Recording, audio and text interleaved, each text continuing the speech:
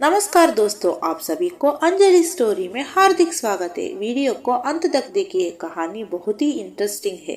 Channel को subscribe करना ना भूलिए। Hi, welcome back to my channel. तुम मुझे चोरी से देखने की जरूरत नहीं, जो चाहिए देख लो। उसने अपने शरीर की सिरी मुझे दिखा दी। उसे देखकर मैं जैसे दुनिया ही भूल गया। उसकी बाहों के बंधन में ही मैंने बहुत समय बिता दिया। कहानी बहुत ही इंटरेस्टिंग है। सबसे पहले तुम्हें क्या करना चाहिए? एक लाइक करना चाहिए। क्या लाइक? तो चलो, कहानी में आगे बढ़ते हैं। मेरा नाम चिराग है।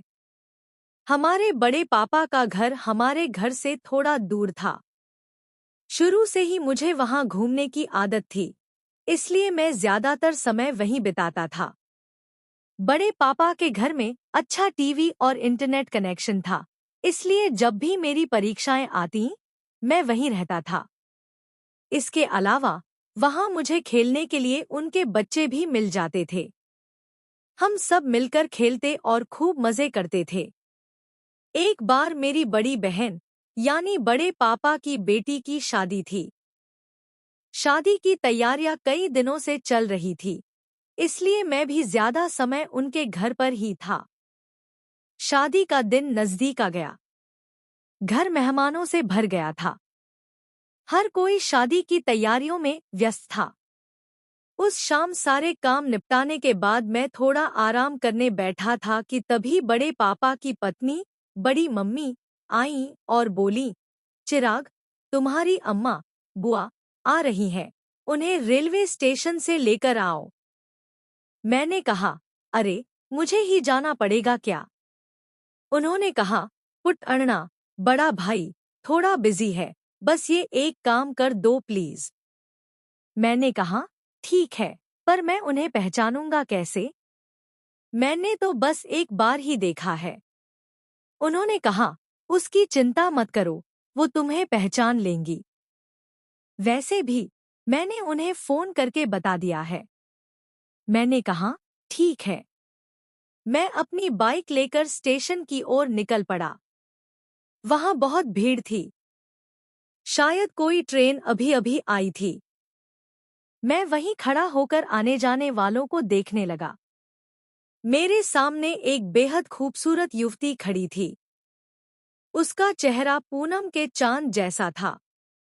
गुलाबी रंग की साड़ी पहने हुए वो इतनी सुंदर लग रही थी कि जितना भी देखूं, कम ही लगे। भीड़ में भी वह सबसे अलग और खास लग रही थी। मैं उसके खूबसूरत हाव भाव को देखता ही रह गया। तभी उसने एक बार मेरी ओर देखा। मैं तुरंत कहीं और देखने का नाटक करने लगा। फिर वह मेरी ओर बढ़ने लगी। अब मेरे दिल की धड़कन तेज हो गई। शुरू हुआ। वह मेरे पास आकर बोली, तुम चिराग ही हो ना? मैंने सिर हिलाकर कहा, हाँ। वह बोली, अरे चिराग, मैं तुम्हारी अम्मा, प्रेम। मैंने कहा, ओह, आपको तो मैं पहचान ही नहीं पाया। फिर मैंने पूछा, चलें? हम स्टेशन से बाहर निकले। मैंने बाइक स्टार्ट की और वह आकर मेरी बाइक पर बैठ गई। वह इतनी सुंदर थी कि एक पल के लिए मन ही मन मैंने सोचा, क्या कमाल की है, लेकिन तुरंत ही खुद को टोक दिया, अरे, ये तो मेरी अम्मा है, इनके बारे में इस तरह नहीं सोचना चाहिए। रास्ते में स्पीड ब्रेकर थे। जब मैंने ब्रेक लगाया और उछाल आई, तो अचानक उसका शरीर मुझसे टकरा गया। ओफ! कितना सुखद! हम ज्यादा बातें नहीं कर रहे थे, लेकिन मेरा मन बार बार उसके स्पर्श को याद कर रहा था। घर पहुंचने के बाद शादी की तैयारियों में सभी व्यस्त हो गए। शादी जल्दी ही निपट गई। उस रात जब सारे काम खत्म हो गए, तो मैं बाहर आकर बैठ गया। फिर से उसके बारे में सोचने लगा, वह इतनी खूबसूरत है। कौन ऐसा भाग्यशाली होगा जो उससे शादी करेगा? तभी किसी ने मेरे कंधे पर हाथ रखा। मैंने पलटकर देखा, वह प्रेम अम्मा थी। क्या चिराग, इतनी रात को बाहर क्यों बैठे हो? कुछ नहीं अम्मा, नींद नहीं आ रही, इसलिए यहाँ बैठ गया। आप सोई नहीं? नई जगह है ना, इसलिए नींद नहीं आई, तो बाहर आ गई, उसने कहा। उसी वक्त हल्की हवा चली और उसकी साड़ी थोड़ी खिसक गई, जिससे उसकी कमर दिखने लगी। क्या गजब है! मैं उसे देखते ही रह गया। वह बोली, क्या देख रहे हो? मैं तो बस उसकी सुंदरता में खोया हुआ था, उसकी बात भी नहीं सुनी। थोड़ी देर बाद उसने फिर पूछा। मैं चुप ही रहा। जब उसने मेरी तरफ देखा, तो उसे समझ आ गया कि मैं क्या देख रहा था। उसने झट से अपनी साड़ी ठीक कर ली और तभी मैं जैसे इस दुनिया में वापस आया। वह फिर मुस्कुराकर बोली, क्या पढ़ रहे हो? बी.कॉम कर रहा हूँ, मैंने जवाब दिया। अच्छा, गर्लफ्रेंड है? नहीं, अभी तक कोई नहीं, मैंने कहा। इतने अच्छे दिखते हो, फिर भी तुम्हारी कोई गर्लफ्रेंड नहीं? मुझे यकीन नहीं हो रहा। सच में नहीं है, मैंने कहा। ओके, कहकर वह हंस दी। उस रात मैं जल्दी सो गया। अगली सुबह जब मैं अपने घर पहुंचा और अपना कमरा खोला, तो जो देखा उस पर यकीन नहीं हुआ। प्रेम अम्मा नहाकर बस एक तौलिया लपेटे कमरे में खड़ी थी। जैसे ही उसने मुझे देखा, वह बोली, अरे, ऐसे अचानक दरवाजा खटखटा कर आ रहे हो? Sorry, sorry. मैं फौरन बाहर आकर हॉल में बैठ गया। थोड़ी देर बाद अम्मा, बुआ कपड़े पहनकर आईं और मेरे पास बैठ गईं। क्या रे, क्या कहानी है तेरी? अरे, वो मेरा कमरा है ना, इसलिए दरवाजा खोलकर अंदर आ गया। मुझे सच में नहीं पता था कि आप अंदर हैं, मैंने सफाई दी। कोई बात नहीं। नाश्ता किया? नहीं, बहुत भूख लग रही है, मैंने कहा और उसे देखते बैठा रहा। क्या देख रहे हो? कहते हुए उसने हल्के से मेरे सिर पर मारा। रुको, मैं नाश्ता लाती हूँ, कहकर वह अंदर गई और एक प्लेट में 4 इडली और चटनी लाकर रख दी। मुझे 2 ही काफी हैं, अम्मा, मैंने कहा। भूख लगी है ना? खा लो, उसने जोर देकर कहा। मैंने मन ही मन सोचा, मैंने इडली के बारे में नहीं कहा था, और उसे देखता रहा। फिर से क्या देख रहे हो? उसने नकली गुस्सा दिखाया और उठकर चली गई। मैं अपने कमरे में लेट गया और हल्की नींद आ गई। अचानक दरवाजे की आवाज आई। दरवाजा खोला तो सामने अम्मा स्लीवलेस ड्रेस में खड़ी थी। देखने के लिए 2 आंखें काफी नहीं हैं। मैं उसे देखता ही रह गया।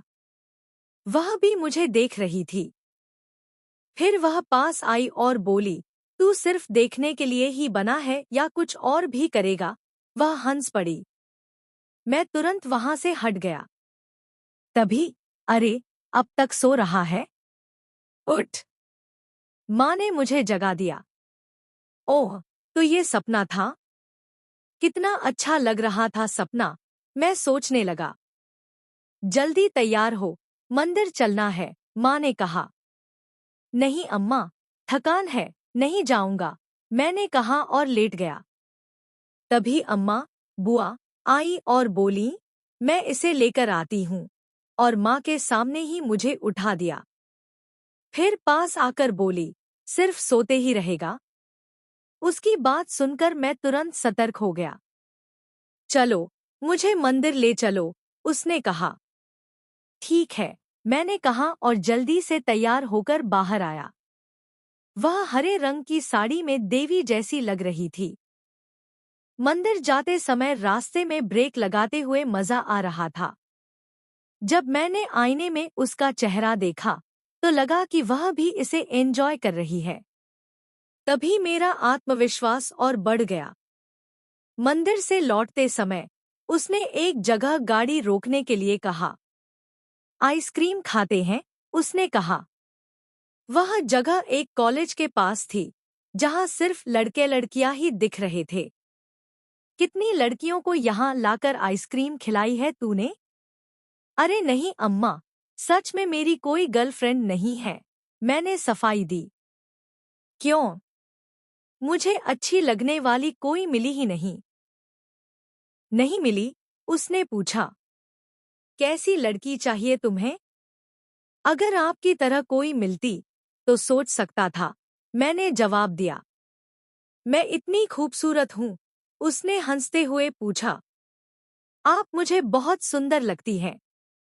आज अगर आप साड़ी की जगह ड्रेस में आई होती तो सब आपको मेरी गर्लफ्रेंड समझ लेते, मैंने कहा। तो क्या तू मुझे अपनी गर्लफ्रेंड बनाने की सोच रहा है? उसने चिढ़ाते हुए पूछा। मैंने आंख मारी और कहा, तैयार हूं। देखते हैं। उसने हंसते हुए मेरी गाल खींच ली। घर लौटते वक्त मैंने फिर ब्रेक लगाने का खेल जारी रखा।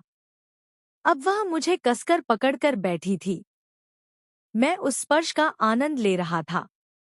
ऐसा लग रहा था कि वह रॉय कर रही थी। अगर तुम रोज मेरी बाइक पर घूमने चलती तो कितना अच्छा होता ना? मुझे तो लग रहा है कि मैं कहीं बह रही हूँ। लव यू, अम्मा। ऐसी बातें मत करो, मैं तुम्हारी अम्मा हूँ, उसने थोड़ा तेज कहा। वह नाराज हो गई तो मैंने चुप रहना बेहतर समझा। घर पहुंचने तक हम दोनों चुप थे। रात को खाना खाने के बाद मैं अपने कमरे में बैठा था। माँ और पापा दोनों बड़े पापा के घर गए थे। तभी अम्मा, बुआ मेरे घर आई और सीधे मेरे कमरे में आकर बोली, क्या हुआ, राजकुमार? मैं चुप रहा। मेरे राजकुमार को गुस्सा आ गया है। उसने मेरे गाल पर हल्का सा किस किया। मुझे खुशी तो हुई, लेकिन फिर भी मैं ऐसे ही बैठा रहा। मुझे पता है कि तुम्हें मैं पसंद कर सकती। तुम मुझसे बहुख्वाहिश अधूरी न रह जाए। वह धीरे धीरे मेरे करीब आई और प्यार से मुझे देखने लगी। अब छुप छुप कर मत देखो। जो भी देखना है, खुलकर देखो। उसने अपने शरीर का हर सौंदर्य मेरे सामने खोल दिया।